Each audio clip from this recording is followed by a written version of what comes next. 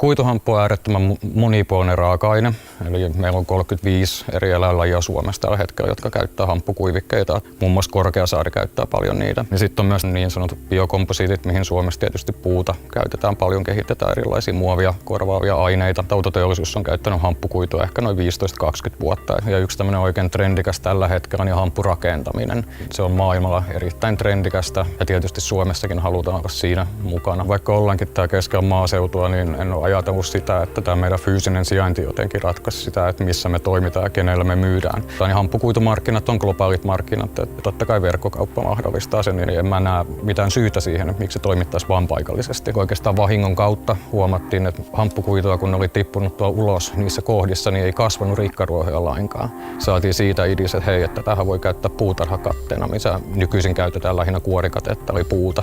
Meillä on aika aktiivisesti päivitetään Facebookia. Me tehtiin ihan tämmöinen koe-1-päivitys, eli kirjoitin sinne tuotteen mahdollisista ominaisuuksista. Eli tein sen päivityksen hieman ennen pääsiäistä silloin, kun lähdettiin lomille, ja sitten kun tultiin parin päivän päästä takaisin, niin tilauksia oli jo reilusti yli 500.